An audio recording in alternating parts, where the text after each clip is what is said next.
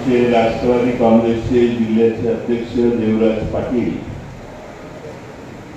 यांनी असा एक कार्यक्रम जतला घेतला। जतचा कार्यक्रम अतिशय उत्तम झाला। सर्वपल्ली राधाकृष्णन यांच्या स्मृतीच्या प्रीत्यर्थ 5 तारखेला हा कार्यक्रम थोडासा मागे पुढे झाला तरी सप्टेंबर महिन्यात होतोय, याचा आनंद आम्हा सर्वांना आहे। आपण आणि जवळपास 600-650 शिक्षक आज या ठिकाणी शकील मुजावर, शिवाजीराव डोळे सर, प्राध्यापक प्रदीप बदलतात। काळाच्या ओघामध्ये किती बदल झालाय हे आपण सगळ्यांनी लक्षात घ्या। आणि मोबाईल फोनने तर सगळ्यांनाच स्वस्थ करून ठेवले।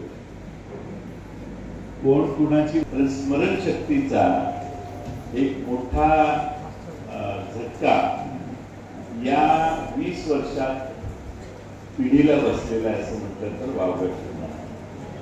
म्हणून शिक्षकांच्या पुढचं आव्हान फार मोठं आहे।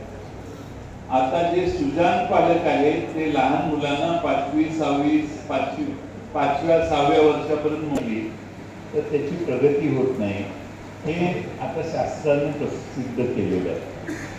आणि म्हणून नव्या शिक्षकांच्या समोर फार आव्हान आहे।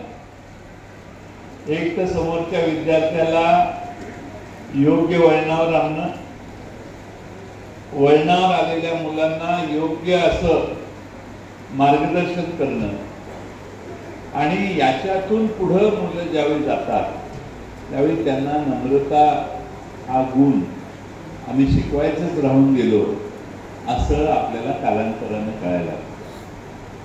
त्यामुळे शिक्षकांच्या व्यवस्थेत प्राथमिक शाळेतच नम्रता हा विषय शिकवला पाहिजे असं माझं आता फार मत झालं। नम्रता हाच भाव समाजातला कमी झालेला आहे। उद्दामपणा, उद्धटपणा हा भाव वाढत चाललाय। हे तर या शिक्षणाचा त्यांना प्रगतीसाठी फारसा वापर होणार, आणि म्हणून नम्रतेचा भाव प्राथमिक शाळेत कसा शिकवायचा याचं संशोधन सरकारी माध्यमांनी केली पाहिजे की कसं आपल्याला नम्रता समाजात वाढवता येईल। दुसऱ्या विषयी आपुलकी आणि आदर बाळगणे हा तर विषय संपलेलाच आहे। गरिबाविषयी कळण पूर्वी फार असायची, पण आता स्वतःच्या स्वकेंद्रितच आम्ही विचार करायला लागलो।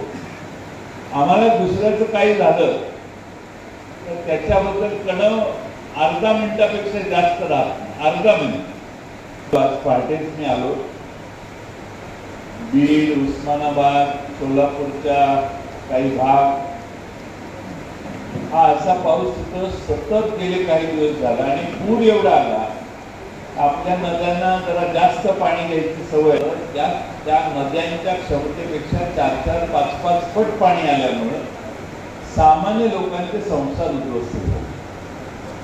मला आत्ताच एका लातूर जिल्ह्यातल्या कार्यकर्त्याने तोंड कसं द्यायचं हे आव्हान आपल्या समोर आहे, आणि प्रगतीकडे जाणाऱ्या मानवाला, सामान्य माणसाला स्पर्धेत कसं टिकायचं हे शिकवण्याचं काम आणि जबाबदारी तुम्हाला सर्वांनी, हा तुम्हाला जास्तीत जास्त पाठिंबा देणारा असला पाहिजे।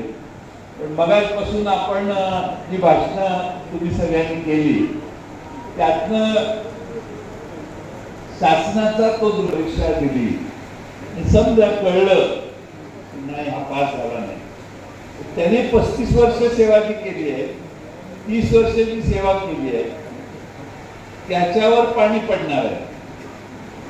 तुम्हीच त्याला सेवेत घेतलं, तुम्हीच त्याला काम करायला सांगितलं, त्याने त्याच्या कुवतीप्रमाणे काम केलं, त्याचा सत्कार करायची वेळ आलेली आहे, त्यावेळी त्याची माफं काढणं हे अतिशय चुकीचं आहे असं माझं मत आहे। आता त्याला सन्मानाने निरोप द्यायचा वेळ आला, 2 वर्षात 3 वर्षात रिटायर होणार आहे। त्यामुळं मी हा प्रश्न नक्की सभागृहात मांडेल।